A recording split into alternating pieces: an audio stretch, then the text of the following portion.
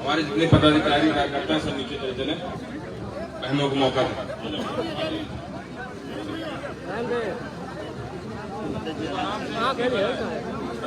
जय भीम। तुम लोग इधर हो जाओ थोड़े से, पीछे माताएं बहनें हैं ना, उनको देखने दो। ये खाली कर दो बस, मनीष रहेंगे सिर्फ और राजवीर जो काम करते हैं, और तुम भी पीछे हो जाओ।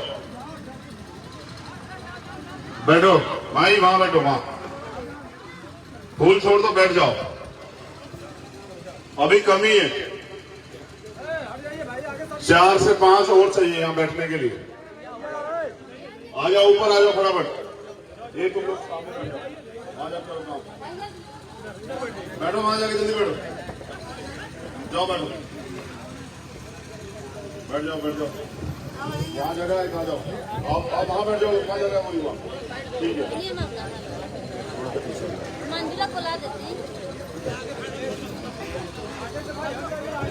समय कम है, लेकिन आपकी इच्छा थी कि मैं यहाँ आऊं।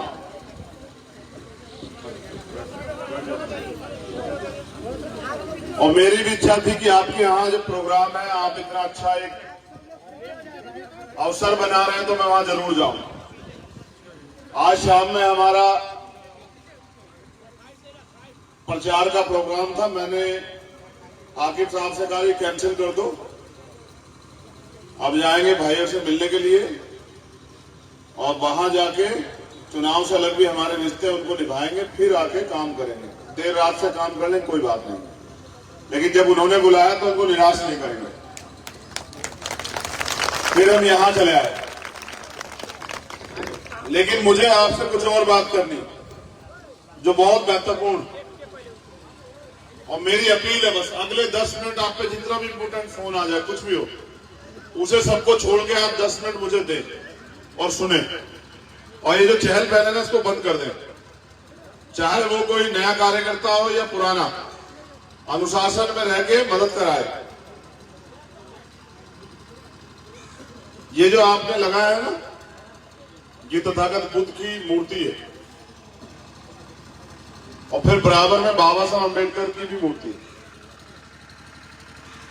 मेरा बहुत कड़वा अनुभव, हम लोग गांव में सदगुरु रविदास जी की मूर्ति लगाते हैं, तथागत बुद्ध की लगाते हैं, बाबा साहब की लगाते हैं, और महापुरुषों की लगाते हैं, लेकिन याद उनको कब करते हैं, जब जयंती आती है।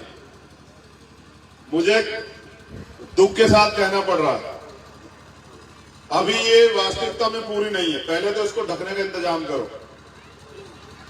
यहाँ की जो यूनिट है जिन्होंने लगाया ना, गांव के जिम्मेदार लोग, पहले इसको ढको। कोई पक्षी, कोई औरत, किस तरह की वो, इनके ये मूर्तियां अपमानित ना हो, समझ रहे हो? क्या करना है, सबसे पहले छत से ढकना है, चाहे स्टील का वो लगा दो, लेकिन खुली नहीं छोड़नी है। पहली बात, सिर्फ जयंती में याद नहीं करना है कि बुद्ध जयंती जाओ जाके माला चढ़ा दो, फूल चढ़ा दो, बाबा साहब जयंती जाके माला फूल चढ़ा दो, नहीं, ये ही रास्ता है। तथागत बुद्ध ने कहा, अपो दीपक भव, अपना दीपक स्वयं बनो। हमारे लोग आज भी चाहते हैं कि बाबा साहब अम्बेडकर दोबारा पैदा हो जाए और आके आपका जीवन बदले। ऐसा कोई संभव थोड़ा ही है, जो व्यक्ति एक बार पैदा होकर दोबारा जन्म नहीं ले सकता। तथागत बुद्ध के बाद उसी को आगे बढ़ाते हुए हमारे महापुरुषों ने लड़ाई लड़ी और हमें जानवर से इंसान बनाने का प्रयास किया, उसके लिए उन्होंने बलिदान दिए। एक कैप वाले साहब, महान पुरुष, आपसे क्या है, कम से कम 5 मिनट अपमान मत कराओ अपना। देखो, इंसान और जानवरों में फर्क होता है, हम समझाते हैं। जानवर को 50 बार कह दो, उसकी समझ में नहीं आया, क्योंकि उसमें बुद्धि नहीं है बेचारे, उसका एक ही काम है, खाना और उस खाने को पचाना। इंसान चीजों को समझता है, वो अच्छे बुरे को समझता है, दो दुश्मन को समझता है, वो अपनी समस्याओं के हल के लिए प्रयास करता है। अब हम भारतीय संविधान आने के बाद हम इंसान बने हैं, थोड़े से हमें अधिकार मिले हैं, कॉन्स्टिट्यूशन आया है, कॉन्स्टिट्यूशन के जरिए हम लोग अपनी तरक्की के रास्ते खोल पा रहे हैं। लेकिन अभी भी पूरी आजादी नहीं मिली। अभी भी भारत में 80% लोग साफ पानी नहीं पी पाते हैं, पौष्टिक भोजन नहीं खा पाते हैं, सबके सरों पे छत नहीं है, पक्की छत, सभी को बेहतर इलाज नहीं मिलता, सभी गरीब अपने सपने पूरे पढ़ाई अगर करना चाहते हैं प्राइवेट स्कूल में नहीं कर पा रहे हैं, सभी कमजोर वर्ग के लोग जो जीवन में सुविधाएं चाहते हैं वो नहीं ले पा रहे हैं। और इसी के लिए बाबा साहब अम्बेडकर ने मूल मंत्र के रूप में हमें वोट का अधिकार दिया। उनका उद्देश्य ये था कि वोट के जरिए ये लोग अपनी ताकत बनाएंगे, शक्ति बनाएंगे, कानून बनाने की ताकत अपने हाथ में लेंगे और अपनी सरकार बना के अपनी तरक्की के रास्ते खोलेंगे। लेकिन अभी हमारे लोग वोट की वैल्यू नहीं समझे। वो पैसे में, किसी प्रलोभन पे, अवसर पे अपनी वोट दे देते हैं और बाद में 5 साल पछताते रहते हैं। एक दिन का गलत किया हुआ निर्णय 5 साल तक रोते रहते हैं। मैंने पुरुषों को इस मंच से उतार दिया, क्योंकि ये जो है ना, ये सामने, ये हमारी ये महिला शक्ति, ये हमारी सबसे बड़ी ताकत। एक पुरुष इन्हीं के शरीर का हिस्सा होता है। अगर महिलाएं नहीं होंगी, पुरुष हो जाएंगे? बताओ आप ईमानदारी से। क्यों बाबा, गलत है क्या? अगर महिला नहीं होगी तो पुरुष जन्म ले लेगा क्या? नहीं ले सकता ना। लेकिन जैसा पुराने सिद्धांत, पुरानी व्यवस्था ने बनाया कि महिला पैर की जूती है, 2 दर्जे की नागरिक है, आज भी हम उसको ढो रहे हैं। क्यों भाई, मंच पे महिलाएं क्यों नहीं बैठ सकती? सारे पुरुष ही क्यों बैठेंगे? हमें उस व्यवस्था को चेंज करना। चेंज करने का मतलब ये नहीं कि वो लोग चले गए हम लोग आके बैठ जाएंगे। हम ये समझते हैं कि महिलाओं की जो समस्या है उन पर ज्यादा बेहतर काम महिलाएं कर सकती है। तो हमें अपने मंच पे अपनी बहनों को, माओ को, बेटियों को जगह देनी चाहिए और उनको ताकतवर बनाना चाहिए। आज के दिन मेरा सिर्फ आपसे एक यही संदेश है कि जितनी ताकत से बेटे को मदद कराते हो ना, पढ़ाते हो, लिखाते हो, उतनी ताकत से बेटी को भी पढ़ाओ, लिखाओ, उसको मदद कराओ, उसको आगे बढ़ाओ। जो पैसा आप अपने घर में इकट्ठा करके रखते हो कि बेटी की शादी करनी है, फिर दहेज लोभियों को पैसा देते हो, गाड़ी देते हो, ये बंद करके ना, कर्जा लेके देते हो, ये बंद करके बेटी को उस पैसे से पढ़ाओ। डॉक्टर बनाओ, इंजीनियर बनाओ, वकील बनाओ, जज बनाओ, टीचर बनाओ, आईएएस बनाओ, आईपीएस बनाओ, उसको अपने पैरों पे खड़ा करो। फिर ये पैसे वाले लोग, दहेजी जो है ना, जो दहेज मांगते हैं, ये उसके आगे पीछे घूमेंगे। उसको कमजोर मत बनाओ, उसको मोहताज मत बनाओ। बाबा साहब अम्बेडकर ने क्या कहा कि मैं किसी भी प्रदेश, देश और समाज की तरक्की का पैमाना उस प्रदेश, देश और समाज में रहने वाली महिलाओं को मानता हूं। मैं इसलिए आपसे कह रहा हूं कि आप भी उनकी तरह उन्हीं की व्यवस्था पर चले जा रहे हैं। हमारा नौकरी कोई लगेगा तो उसे शादी में गाड़ी चाहिए, उसे सोने की अंगूठी चाहिए, उसे कैश चाहिए। और गरीब आदमी कहां से लाएगा सब चीजें? मकान बेचे, जमीन बेचे, क्या करे? इस तरह तो गरीब कभी आगे बढ़ ही नहीं पाएगा। इसलिए हम आपसे कह रहे हैं कि जो पैसा आप अपनी शादी के लिए इकट्ठा कर रहे हैं ना, वो पैसा ना इकट्ठा करके ना हमारी बहनों के ऊपर पढ़ाई में लगाइए। आप जैसे बेटे को चाहते ना नौकरी करे, उसी तरह इनको नौकरी करने वाला बनाइए। जब ये अपने पैरों पर खड़ा हो जाए तो कोई दहेज वाला ना, दहेज के चक्कर में इनकी हत्या ना करे, इनके ऊपर जो है वो गैस सिलेंडर से या फांसी लगा के ना मारे, आपकी बच्ची ना मर जाए। आप समाज बदलो। हमारी लड़ाई सत्ता परिवर्तन की नहीं थी, व्यवस्था परिवर्तन की थी, जिसमें आज भी जाति धर्म की वजह से हम लोग गुलाम बने हुए हैं और हमारा शोषण होता है। मैं आपसे हाथ जोड़ के अपील करता हूं, दूसरों जैसे मत बनिए, अपने महापुरुषों के जो विचार हैं उन पर आगे बढ़िए। बाबा साहब अम्बेडकर हमारे अपने जीवन में अथक प्रयास किए कि हमारे जीवन में बदलाव हो जाए। उनके 4 बच्चे कुर्बान हुए। क्या वो अपने बच्चों के लिए लड़ रहे थे? बताओ आप सब लोग, क्या बाबा साहब अपने बच्चों के लिए लड़ रहे थे? उन्होंने, उनकी पत्नी ने, जब उनका बेटा राजरत्न बराबर पड़ा तो उनसे कहा कि आप तो कहते थे बाबा साहब अम्बेडकर राजरत्न राज करेगा, ये तो मर गया है, इसका अंतिम संस्कार होगा। बाबा साहब कहे कि मुझे गोलमेज कॉन्फ्रेंस जाना है, एक बेटे की चिंता करूंगा तो आने वाली पीढ़ियों के करोड़ों बेटे जो हैं देश में गुलाम बन जाएंगे। मैं इसकी तरफ नहीं देखना चाहता। आपने क्या बाबा साहब के मिशन को आगे बढ़ाने का आपने क्या योगदान दिया भाई? मैं तो अपने नौजवान साथियों को भी कह रहा हूं, अगर आपकी जेब में पैसा आ गया तो समाज थोड़े बदल गया भाई। क्या जब जो लोग ताकतवर हो गए वो समाज का हाथ क्यों नहीं पकड़ना चाहते? वो क्यों एक गरीब परिवार को मदद नहीं करना चाहते? ये कौन सी, क्या बदलाव हुआ है हमारे वर्ग में? हम भी तो सावंती हो गए। जो पैसा वाला हो गया वो समाज में बैठना ही नहीं चाहता है।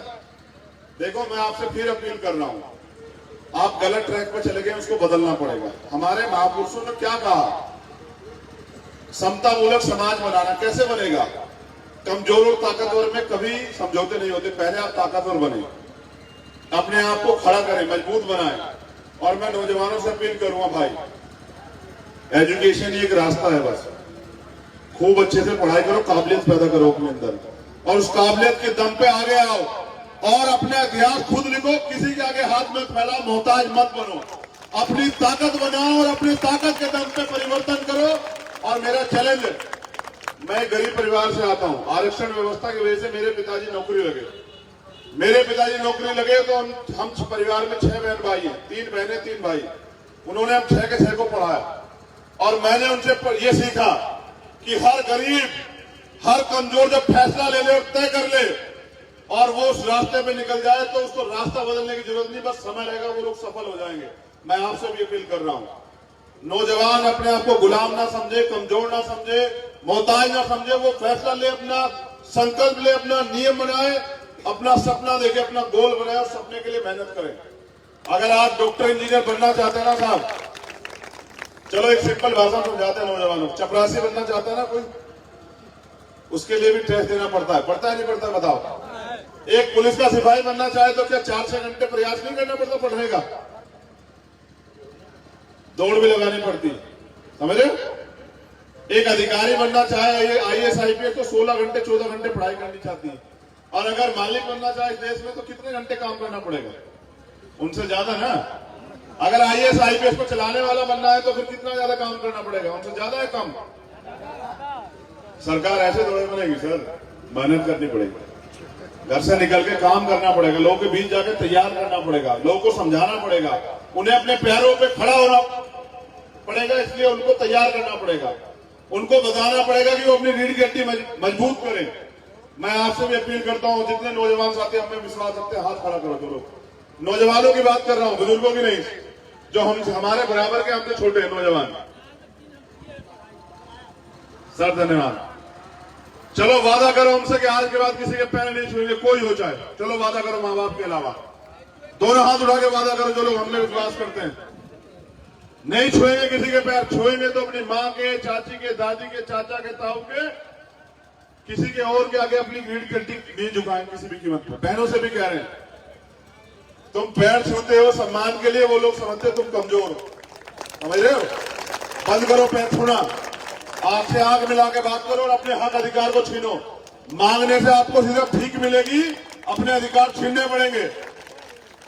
मैं तो आपको जगा सकता हूं, बाकी काम लड़ाई आपको लड़नी। तो मेरी आपसे अपील है कि अपने आप को कमजोर ना आंखें किसी से। और ये जो बहनें ना बैठी, कौन बोलेगा तुम में से? बताओ, पकड़ो माइक, चलो आओ, हिम्मत जुटाओ। अगर तुम में से कोई वास्तविकता में बाबा साहब अम्बेडकर को मानने वाला तो आओ, माइक पकड़ो और उस माइक पे खड़े होकर बोलो। चलो हिम्मत जुटाओ। अच्छे कपड़े पहनने से कोई ताकतवर नहीं होता है, इसके लिए चाहिए जिगरा, और एजुकेशन बहुत बड़ी ताकत है। अगर हम ना पढ़ते तो क्या बोल पाते हैं? कभी नहीं। अगर आपको पढ़ना है आगे तो पढ़ना पड़ेगा, अगर पढ़ना है तो मम्मी पापा को कहना मानिए आप लोग और आगे बढ़िए। हम तो जानते हैं मेरे गांव में कि बच्चे बहुत कमजोर हो गए हैं, ना ही पढ़ रहे हैं और ना ही अपने मम्मी पापा का आदर कर रहे हैं। हम यही चाहते हैं कि मम्मी पापा का आदर करें और पढ़ें, बस यही हमारी अपील है। एक और बात देखो भाई, आपसे 4 दिन पहले हमारे एक बड़े भाई ने हमसे एक बात कही, आज से भी कह रहे। उन्होंने कहा चंद्रशेखर सारे तीर्थ घुमाओ और सबकी मदद करो, अगर अपनी मां का सम्मान नहीं किया, उसकी मदद नहीं की तो सब बेकार। उस दिन हमने तय कर लिया कभी हमारी वजह से हमारी मां की आंखों में आंसू नहीं आएंगे। आपसे भी अपील कर रहे हैं यार, जिस जननी ने जन्म दिया ना उसको कभी दुखी मत होने देना यार, समझ रहे? जिस पिता ने पैदा किया ना उसको कभी अपमानित मत होने देना यार, सच कह रहे हैं। सारी दुनिया की मदद करना और अपना परिवार खुश नहीं रहा, सब जीरो है सर। अपने माँ बाप को सम्मान देना, उनसे आशीर्वाद लेना, माँ के आशीर्वाद में बहुत ताकत होती है। तो जितनी माताएं बहनें बैठे, दोनों हाथ उठा के आशीर्वाद दो हमें कि हम इस लड़ाई को लड़े और जीते। दोनों हाथ उठा के। एक बहन शायद हमसे नाराज है, ये दो क्या एक हाथ बिना उठाए, ये बिल्कुल हमारे सामने जो बैठी, तुमसे ही कह रहे हैं, तुम जो दोनों तीनों बैठी हो ये बाबा के पीछे, हाँ तुमसे ही कह रहे हैं, बताओ हाथ क्यों नहीं उठाए हो? क्या हमसे नाराज हो? तो क्यों नहीं उठाए हाथ बताओ?